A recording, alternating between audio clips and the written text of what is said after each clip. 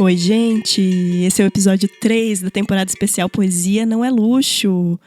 Eu sou Júlia Reis, hoje tô com a voz um pouquinho fanha. Alergias aí da semana, o tempo maluco, mas isso não vai impedir que a gente tenha um momento gostoso entre nós aqui, né? Lendo histórias, lendo poemas. Episódio 3 na área. Quero relembrar vocês que a temporada especial Poesia Não é Luxo vai ter ao todo 10 episódios com 30 histórias, 30 poemas ao todo, 20 desses poemas inéditos, escritos por poetas que vivem aqui em Curitiba e 10 outros poemas de poetas que pavimentaram de alguma maneira nosso caminho até aqui, uma homenagem às poetas que fazem a literatura brasileira.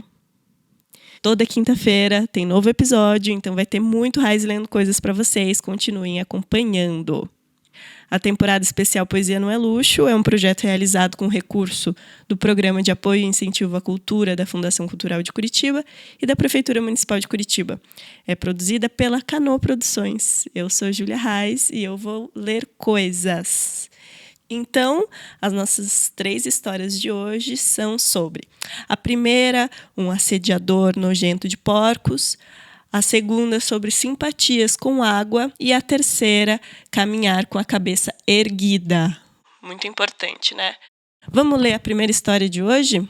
Primeira história de uma pessoa chamada Belisa ou Belissa, que diz o seguinte: bem, aos 18 anos eu estudava para prestar vestibular e não ganhava meu próprio dinheiro como qualquer outro vestibulando. Numa pressa em me sentir útil, pedi que um amigo que trabalhava como animador de festa infantil me indicasse para a chefe dele. Um pouco depois, eu estava trabalhando em festinhas como princesa da Disney.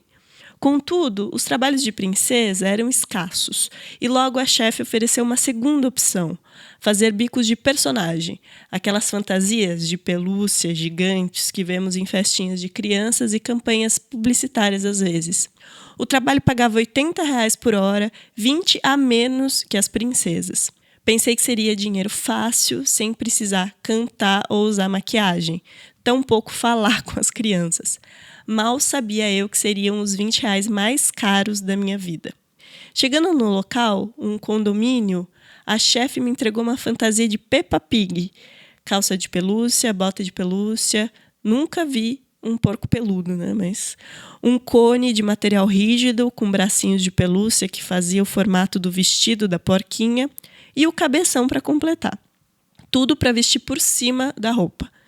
Enquanto vestia a roupa, percebi o tamanho da furada. Míope, os meus óculos começaram a embaçar dentro da fantasia, e o campo visual era limitado aos 2 furinhos do nariz da porca. O vestido rígido permitia que eu mexesse só do cotovelo para baixo, e a roupa de pelúcia começou a encharcar de suor. Curitiba nunca foi tão quente como dentro daquela fantasia. Antes de eu entrar, a chefe reforçou que eu não podia falar nada, nem uma palavra, com exceção de barulhos de porco. A festa em questão, para o meu terror, era em um pátio externo e ensolarado. Meu opening act era entrar dançando a música de abertura do desenho, que ficou tocando em looping, pelo que pareceu 1 ano, enquanto os convidados assistiam, provavelmente também horrorizados. Em seguida, conhecer a aniversariante, tirar fotos. Ela, com 2 aninhos, ficou apavorada e chorou em todas as fotos. Não quis chegar nem perto da Peppa. Após esse primeiro round de horrores, fui colocada em um canto bem ensolarado do parquinho para interagir, ou seja, roncar com as crianças. Enquanto eu derretia na fantasia, as crianças pequenas se afastavam com medo e as um pouco maiores tentavam puxar o meu cabelo por baixo da fantasia, para provar que eu era de fato humana. Todo o evento durou 1 hora, ou pelo menos foi o que me pagaram, mas pareceu uma eternidade molhada, com cheiro azedo do suor de outros jovens sem dinheiro, ligados ao mundo real por 2 buraquinhos para respirar. Ciente do meu sofrimento, a chefe, que passou a festinha tomando refri na sombra, riu e me avisou que logo estava acabando. Só faltava as fotos com os adultos. Nessa altura, Os braços já doíam do movimento travado e repetitivo. A minha garganta arranhava de grunhir e roncar. O pescoço estava pesando com o cabeção. E os óculos estavam caindo no meu queixo já fazia um tempo. Entretanto, o ato final de humilhação, a cereja do meu bolo suíno, ainda estava por vir. No meio dos convidados adultos, um bolinho de pessoas posando para foto. Sinto uma movimentação estranha. Um homem à minha direita esfregava o quadril na fantasia, mirando no que parecia ser a minha bunda real por baixo do cone do vestido, né? Quando me dei conta do que estava acontecendo, até porque ele me encoxava cada vez mais, fui tomada por um rompante de ódio, saturada de toda a humilhação e calor. Limitada pela roupinha, me repuxei dentro do cone vestido para expor meu cotovelo direito, que usei para golpear o infeliz no estômago. Não satisfeita, me virei na direção dele e, sem sair do personagem, emiti um ronco grunhido em muito bom alto som. Pego de surpresa, o assediador de porcos deu um pulo para trás, alarmando todo o grupo da foto, gritando escandalizado: "Epa! Essa Pepa é homem, essa Pepa é homem." O que aconteceu depois disso não me lembro. Talvez por estresse pós-traumático, não sei. Mas sei que não fui mais chamada para animar festas desde então. Nem como Pepa Peluda, nem como outros personagens. Nossa, mulher, que história, né? Tragicômica. Você sabe que eu lembrei que no último Dia das Mães a gente foi num sítio visitar animais e tudo, uma atividade infantil com a minha filhinha, que tem mais ou menos a idade da aniversariante, né? Ela é um pouco mais velha, 2 anos e meio. E nesse sítio tinha as atividades com os animais, né? A gente foi lá dar ração para os animais. Um lugar bem bacana, assim. E tinha uma atividade, depois, em determinado momento, com a Minnie e o Mickey. Dançando no sol, inclusive. E aí eu lembro de ficar com essa vontade de saber a cara real dessas pessoas, a vida delas, né? Saber se elas estavam confortáveis fazendo aquilo que elas estavam fazendo. Eu sempre me sinto um pouco... Eu, assistindo, me sinto desconfortável pelas pessoas, principalmente quando tem muita agitação das crianças em cima, né? O pessoal não tem muito limite, aí os pais querendo que tire foto e todo aquele movimento que pode ser violento em cima das pessoas. E como é importante a gente sempre saber em que condições que as pessoas estão trabalhando, né? Sejam elas fantasiadas de Peppa Pig ou servindo comida na festa, qualquer que seja a situação. E essa história é uma história de assédio, né? Me faz pensar como a cultura do estupro tem a ver com poder. Não é sobre sexo, né? A gente sabe disso. É sobre perceber uma pessoa numa situação vulnerável ali, que é uma pessoa vestida de porca numa festa infantil, e usar isso para atacar uma pessoa vulnerável, né? É bem nojento. Lembrei também que quando eu estava na graduação, no primeiro ano da graduação, eu já estava na graduação, né? Não era vestibulanda mais. Mas eu pensei em pegar um trabalho assim, de animação de festas infantis. E depois acabei indo fazer outra coisa. Acabei indo ser monitora de provas, gente. Que era terrível também. A gente tinha que ficar vendo se os alunos numa escola particular lá que me contratou, a gente precisava ver se os alunos estavam colando. São terríveis esses subtrabalhos, pagam um pouco e a gente tem que se prestar a algumas situações, assim. E olha que esses exemplos nem são os piores, né? Do mundo do trabalho, a gente sabe muito bem. Bom, depois desse meu comentário revoltado sobre a história da Belisa, eu quero contar para vocês da poeta que pegou a história, que ficou com a história, que é a Luciana. A Luciana Eastwood Romagnoli nasceu em Curitiba, em 83. Atua nas áreas de psicanálise, linguagens e arte. É jornalista, crítica, curadora e pesquisadora independente. Doutora em artes da cena, com pesquisa sobre dramaturgia e convívio. Publicou um livro que eu gostei bastante de ler, que é O Mistério de Haver Olhos, que é um livro de poema pela editora Quintal. E também publicou a dramaturgia Hoje Não, pela editora Urutau. A Luciana, escreveu então um poema para essa história. Vamos ler. Quando ela precisa escolher a fantasia para recobrir seu corpo, não basta rejeitar saias de princesas, não basta revestir formas infantis, nem grunhir. Quando ela precisa se encolher para evitar que lhe apalpem a bunda, não basta ser branca, lisa, preta, não basta ser amarela, rosa, peluda, nem grito, nem coice. É preciso o furo por onde espiar, respirar, espiar. É preciso descobrir do corpo a fantasia de ser uma. Esse é o poema da Luciana Romagnoli. Depois da leitura, a gente ficou conversando, né, sobre o processo da Luciana, a relação dela com a história. E ela me contou que o que chamou a atenção dela foi a fantasia que vai da princesa à porca, né? E como essas duas facetas do que seria chamada feminilidade, essas duas facetas supostamente antagônicas, né, da princesa e da porca, essas duas fantasias, nenhuma delas defendem a mulher que está trabalhando de um assédio, né? A mulher da narrativa só se livra da condição social de ser apalpada quando o outro diz é um homem, né? Isso que passou pela cabeça da Luciana, isso que motivou ela a escrever o poema do jeito que ela escreveu. Então, só quando o cara vem e diz é um homem, ela se livra, né? E é um homem, ele teve essa percepção por quê? Porque ela revidou? Porque ele sentiu um cotovelo e achou que fosse uma outra coisa, né? E, ao mesmo tempo, eu lendo a sua história, Belissa, eu senti, tanto na sua história quanto no poema da Luciana, essa sensação do gênero também como uma espécie de fantasia que gruda na nossa pele, né? A ponto da gente não conseguir se livrar dessa fantasia. Ou, às vezes, conseguir se livrar com muito custo. E por isso que eu gosto da imagem do furo que a Luciana colocou. É preciso furo, é preciso, de alguma forma, se libertar dessa fantasia que gruda na nossa pele, né? Então, ela pegou essa imagem do furo do nariz ali da porca e transformou numa imagem de escape.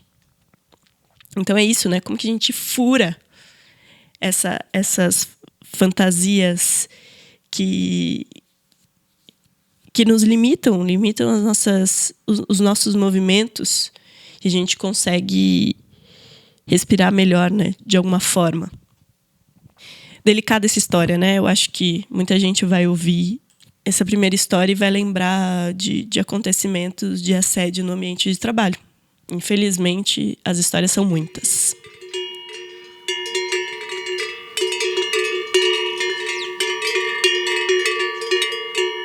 Gente, vamos para a segunda história de hoje, desse episódio 3. Nossa, minha garganta tá super seca, galera. Depois me deem dicas de como passar por um outono seco de uma maneira menos sofrida, se vocês tiverem. Me mandem lá no Instagram, @julia.reis. Vamos para a história da Renata. A Renata, é engraçado que a Renata começa a história dela com eu falo muito, mas, Renata, deixa eu te falar que você é uma das pessoas que mandou a história mais curtinha do Raizando Coisas, de toda a temporada especial. Curiosamente. Vamos lá, Renata disse assim: eu falo muito. Eu acho que essa é uma característica muito gritante, eloquente minha. Mas a minha mãe me conta que isso tem uma razão. Eu tenho uma tia, o nome dela é Nazaré. Ela falava comigo quando criança que ela era a cobra Nasa. Mas assim, ela é bem maldosinha, porém gostava muito de mim. Essa tia falou com a minha mãe que eu estava demorando muito para começar a falar. E aí o que ela fez? Ela sugeriu para minha mãe que a minha mãe fizesse uma simpatia. Como boa interiorana, a gente acredita em simpatia, sim. Minha tia fez a simpatia, me deu água na concha e, bem, tamo aí falando demais. Ai, Renata, adorei a tia NASA, que ao mesmo tempo te trata bem, né? Você é a sobrinha que ela gosta, mesmo ela sendo maldosinha com os outros. Eu lembrei de outra simpatia que eu já ouvi falar, de colocar um pintinho para piar dentro da boca da criança. Vocês já ouviram disso? Já ouviram falar disso? Colocar um pintinho para piar dentro da boca da criança. Olha isso, né, gente? É muito doido esse negócio de simpatia. Eu acredito também, eu acho que enquanto não tá se machucando a criança ou qualquer outro ser envolvido, eu acho que é válido. A minha filha, como eu disse, né, ela tem 2 anos e meio e ela fala pouco ainda, ela tá se desenvolvendo mais agora indo pra escolinha. E eu vejo que existe uma preocupação mesmo. As pessoas se preocupam disso, da criança não estar falando. Até a partir dos 2 anos tem que estar fazendo essas frases, construindo isso. Mas eu tento não passar essa ansiedade para a criança. Eu acho importante a gente não passar as nossas inseguranças, as nossas ansiedades para as crianças, né? Deixar ela mais um tempo nesse momento pré-superentendimento, né? Ela está nas conversas dela, nem tudo a gente acessa, nem tudo a gente entende. Existe uma riqueza nisso também. É quase como um tempo ainda de pré-domesticação da linguagem, né? E você sabe que eu achei um site, Renata, chamado Mamãe Tagarela. Olha só. E aí, além de tomar a água na concha, eu achei outras simpatias que têm relação com água. Por exemplo, dar água na casca de ovo para criança, beber da primeira água de janeiro. Olha isso, beber da primeira água de janeiro. Então, o primeiro dia que chover em janeiro, você pega a água e dá para a criança. Eu acho muito doido esse negócio de simpatia e magia, e eu tenho um apreço grande por isso, porque revela umas sutilezas, né? Qual que é a relação, que laço você está criando entre a garganta da criança e a primeira água que cai do céu no primeiro mês do ano? O que você está costurando? Que sutilezas você está costurando, assim? Que informações essa primeira água de janeiro vai passar para a garganta da criança? Curioso. E aí, para você, Renata, eu fiquei com vontade de ler a Alice Ruiz, porque ela é uma das poetas que escreve haikai do Brasil. Há muito tempo ela está experimentando nesse formato. O haikai fala muito com poucos versos, e eu achei que, de certa forma, foi o que você fez aqui no Raiz Lendo Coisas. Falou bastante com poucas palavras, com a sua historinha curta. Eu achei até umas traduções desses haikais da Alice Ruiz para o espanhol. E eu fiquei aqui gastando um pouco o meu portunhol aqui, em voz alta. E aí eu também achei, além desses haikais, alguns haikais da Alice Ruiz que falam de água, que usam água. Então fiquei com vontade de ler para você. Mas antes, vamos conhecer um pouquinho da Alice Ruiz. Ela é curitibana, nasceu em 22 de janeiro de 46. Ela é poeta, haicaísta, letrista, tradutora brasileira. Possui mais de 20 livros publicados, com poemas traduzidos e publicados em vários países. Ela começou a escrever na adolescência e ficou muitos anos divulgando os poemas apenas em revistas e jornais. Ela publicou o primeiro livro aos 34 anos de idade. Ela tem umas parcerias muito preciosas na música, com composição, e vale a pena saber mais sobre o trabalho da Alice Ruiz. Além de ser uma pessoa gente boa, eu tive uma oportunidade de estar com ela o ano passado, se eu não me engano, em Paranaguá, numa festa literária. Mediei uma mesa entre ela e a Andréia Gavita. E que Andréia Gavita, que também é poeta aqui, da equipe do Raiz Lendo Coisas. E foi muito bacana a mesa, uma pessoa legal, acessível, simpática, uma mulher de luta. Então, vale a pena conhecer mais sobre a Alice Ruiz. É legal quando a gente admira o trabalho da pessoa e conhece ela pessoalmente. E a pessoa é gente boa, né? Como aconteceu com a Maria Valéria Rezende também, que eu conheci esse ano. E é uma pessoa super. Então vamos ler alguns haikais, então, que eu numerei aqui só para vocês saberem onde que começa um e termina o outro, tá, gente? 1. O som da água na copa dos eucaliptos, vento passando.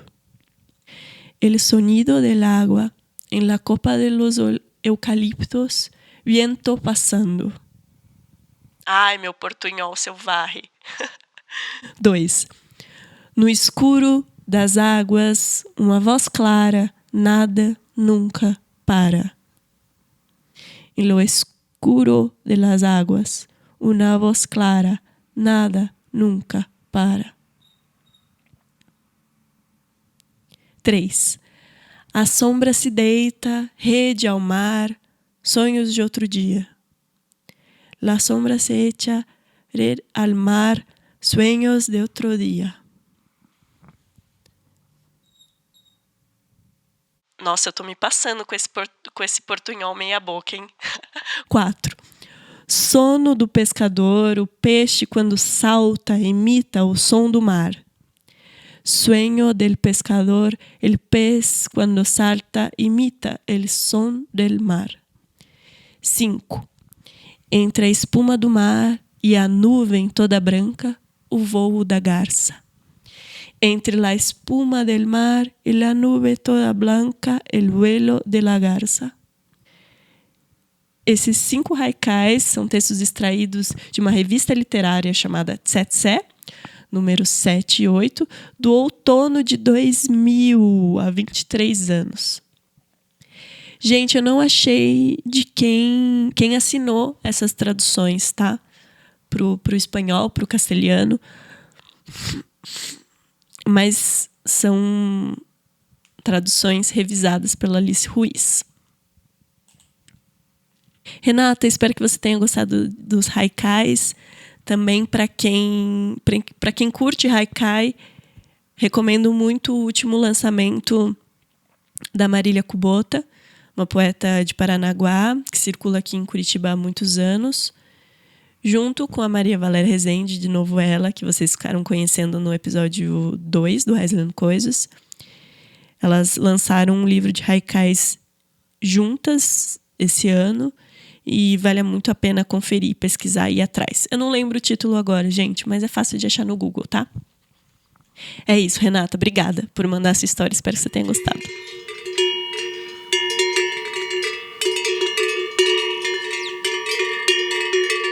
Vamos para a terceira história de hoje? Vamos lá. Terceira história de hoje é da Eliane. A Eliane começa a história dela com uma pergunta, que é o seguinte: o que fazemos depois das pedradas que levamos ao longo da vida? Meu nome é Eliane Regina Graciano, sou ex-aluna cotista racial, licenciada em pedagogia pela UFPR. Em abril de 2012, eu e uma colega de turma sofremos injúria racial por parte de uma professora em sala de aula. Descobri como se estrutura e age o racismo institucional ao buscar ajuda dentro da instituição, ao saber das longas listas de apoio a favor da professora, pelos olhares dos docentes e das docentes, pelos comentários nos corredores, por ouvir dizerem que a professora em questão era muito brincalhona. Não foi e nunca será uma brincadeira uma mulher branca, na condição de professora, dizer para uma mulher negra que ela é uma macaquinha comendo banana, entre aspas. No processo judicial ganhamos em primeira instância, mas na segunda perdemos. Quem perdeu e quem ganhou? Perdemos a oportunidade de deixar registrado no âmbito jurídico que isso ocorre com frequência nos diversos espaços de educação e ganhamos experiência para compreender as estruturas do racismo institucional. Descobri também que algumas pessoas utilizam seus diplomas como escudo para abusar da impunidade e continuarem praticando racismos, falando injúrias, ofendendo e escondendo o lado real das próprias personalidades. Quem diria que o caso de injúria racial negado como racismo/injúria pela justiça ainda teria repercussão quase 10 anos depois? Acredito se aquela cena que se passa dentro de uma sala de aula da universidade mais antiga do país, na cidade de Curitiba, ainda permanece na memória, é porque ela firmou raízes nos corações de tantas pessoas que nos ajudaram, e ela nunca será apagada. A nossa luta existe diariamente para quebrar os escudos, fazer com que nossas vozes sejam ouvidas e ecoem por muitos anos. É necessário reconhecer o que já conquistamos, procurar o apoio das amizades, família e movimentos sociais para ajudar na superação do racismo. Agradeço pela oportunidade de discutir novamente esse acontecimento. Até quando o racismo vai permanecer na sociedade, eu não sei. Estamos um pouco mais de um século de abolição e compreendo que ainda temos muitas pedras, entre aspas, para transformar em calçadas, construir o agora e o futuro para vivermos com mais respeito e dignidade. Seguimos resistindo, mantendo a esperança e tendo fé em dias melhores, que possamos agir para fazer a diferença. Das pedras que me apedrejaram, construí a minha calçada para caminhar de cabeça erguida. Eliana Graciano. Um abraço sincero. É assim que a Eliane termina a história dela. Muito forte, muito bem posicionada, né? Eliane, é muito infelizmente que essa história tenha acontecido, né? Eu não queria estar contando essa sua história, né? Poderia estar contando várias outras suas histórias, porque imagino que você tem muitas histórias, ainda mais como pedagoga, né? Tantas coisas que você deve ter vivido. Infelizmente, a gente precisa continuar falando disso, né? Infelizmente, é muito cansativo. Obrigado por compartilhar. O Raizando Coisas sempre vai ser um espaço da gente contar as histórias reais, de pessoas reais. E não sei se vocês perceberam, mas histórias de racismo já apareceram em outros episódios, vão continuar aparecendo. E que esse seja um momento de reflexão, de tomada de ação para todo mundo, para a gente se responsabilizar em relação à transformação social.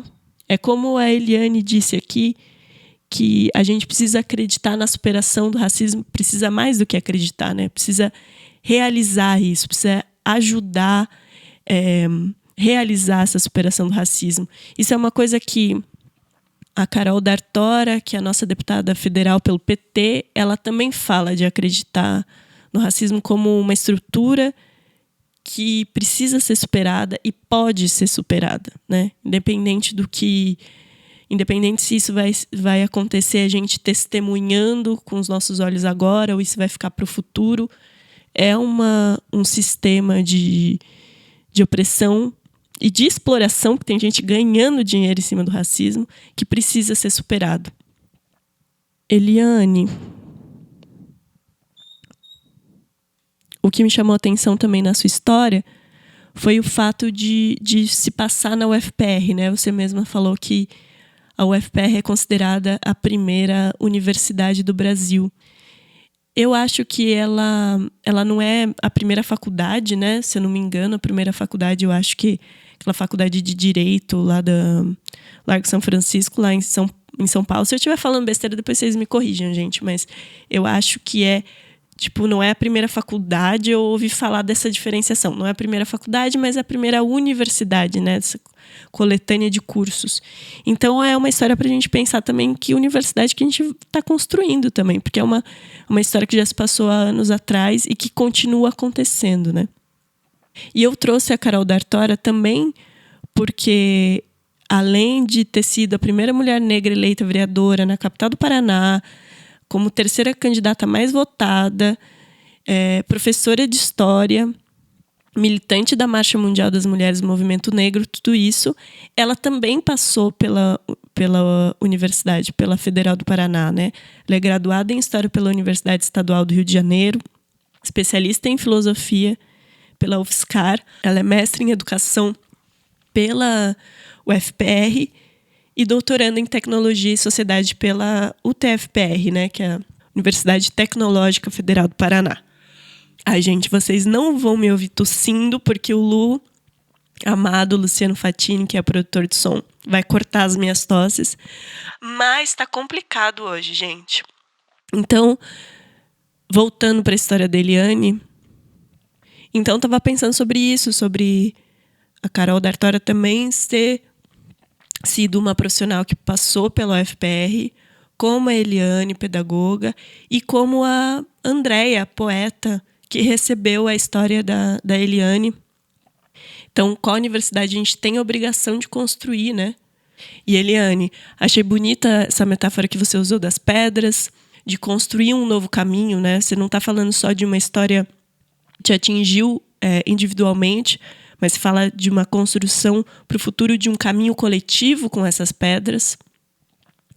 E também fiquei pensando, Eliane, naquele ditado popular, né? O que não te... Como que é? O que não mata, fortalece.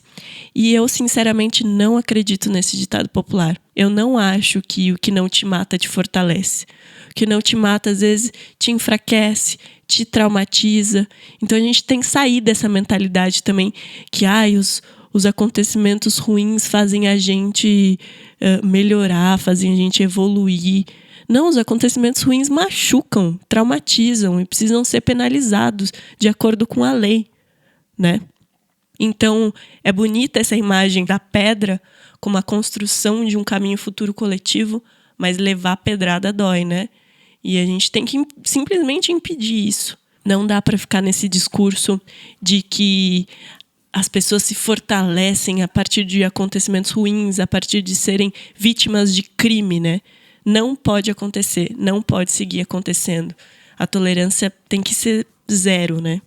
Bom, a Andréia Carvalho Gavita, então, é a poeta que recebeu a história da Eliane, uma poeta paranaense do interior do Paraná, trabalha no Departamento de Ciências Florestais da UFPR. Ela tem 7 livros publicados, todos no gênero poesia, é editora na editora Donizela, web produtora do coletivo Marianas e nas revistas literárias Zunai e Esfera. Deixa eu deixar aqui minha admiração tremenda pela Andréia. Andréia, que é uma pessoa que aprendeu a fazer tudo ali como materializar um livro, aprendeu a diagramar, aprendeu a editar, aprendeu a imprimir para levar novas oportunidades de publicação para mulheres que não tinham entrada no grande mercado editorial brasileiro. Então, junto com a Marianas, junto com o selo, que foi criado dentro do coletivo Marianas, e depois a editora Donizela, a Andréia consegue materializar o projeto de publicação de muitas mulheres que não têm oportunidade de fazer isso de outra forma. E isso, nossa, me causa uma admiração, um respeito muito grande pela Andréia. Então, quero deixar esse parênteses aqui. Vamos ler, então, o poema da Andréia. Vamos ouvir a Andréia.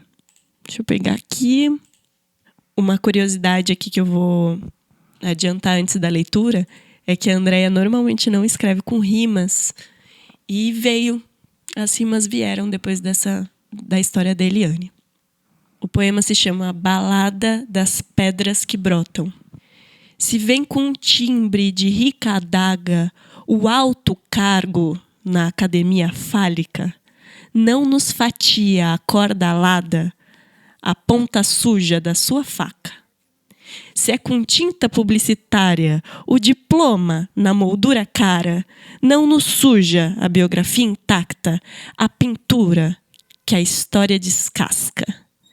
Se parte em regras de física esquálida, as cores livres na fila de castas, não será das atas, nem das honradas salas, a mão lembrada que educa e embala.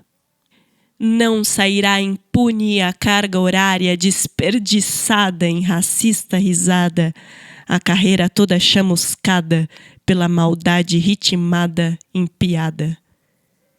De que adiantam as musicais palavras no currículo de notas amargas? Se era o verso xingou a praga, será a cantiga de sátira amarga, com injustiças desmascaradas aos pequenos, aos anjos e às asas. Mas vale a rima, minúscula e fraca, em ponto cantado por entidade da mata, do que a vitória adulterada por verbo sacro em elitista área. Nada digno permanece escrito do que aos gritos o outro apaga.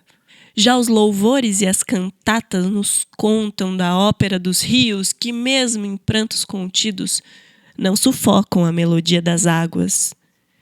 De cada pedra que o sepulta após um cuspe, após mordaça, o verde exulta, um ramo rasga, a folha escapa da argamassa, timbrando o bosque, criando estrada. Eu gosto muito das imagens que a Andréa constrói nesse poema.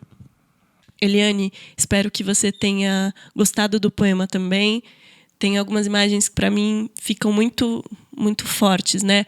O alto cargo na academia fálica, essa professora racista reproduzindo também o patriarcado, né? Porque o patriarcado também é sustentado pelo sistema racista. Tem uma outra parte que a Andréa fala: não nos suja a biografia intacta, né, que é a superioridade da vítima em relação à agressora. Em outro verso ela fala: não sairá impune a carga horária desperdiçada em racista risada. Então pede por punição, né, por justiça, não sairá impune. E ali o final, que eu quero reler porque eu acho muito bonito: de cada pedra que sepulta após um cuspe, após mordaça, o verde exulta, um ramo rasga, a folha escapa da argamassa, timbrando o bosque, criando estrada. Então, é uma imagem de sobrevivência, de resistência na figura do verde, da folha que continua rompendo, da esperança que continua rompendo, né? Escapando da argamassa que engessa, do racismo que engessa, e esse verde que vai se juntando em bosque. Então, de novo, a coletividade e criando estrada, caminhos antirracistas. Então, esse verde é dessa folha que vai rompendo, que vai se juntando até criar bosque e criando caminho, né? Como se o bosque apontasse esse caminho antirracista. Então, eu achei que a Andréa conseguiu construir, a partir dessa história que é triste, que causa raiva, mas que também a Eliane traz com um tom de resistência muito, né, de construir caminhos coletivos. Então, acho que vocês duas se encontraram poeticamente nesse lugar dos bosques e da construção de caminhos coletivos. Gente, eu sei que eu já repeti 10 vezes isso, mas eu acho que é tão importante. Então, fica aí registrada essa repetição. E é com a calçada construída pela Eliane, por onde ela caminha de cabeça erguida, é pelo bosque da folha escapando da argamassa, no poema da Andréa, que eu me despeço de vocês hoje, com a garganta aqui toda trabalhando, gente. E aí, o que vocês estão achando da temporada especial Poesia Não é Luxo? Me contem lá pelo Insta, no @julia.raiz ou no @raizlendocoisas. Espero que vocês tenham gostado das histórias e dos poemas de hoje. Prometo que no episódio número 4 eu volto com uma voz mais suave para vocês. Eu sou Júlia Raiz, eu vou continuar lendo coisas. Nos encontramos novamente na próxima quinta-feira. Beijos, valeu!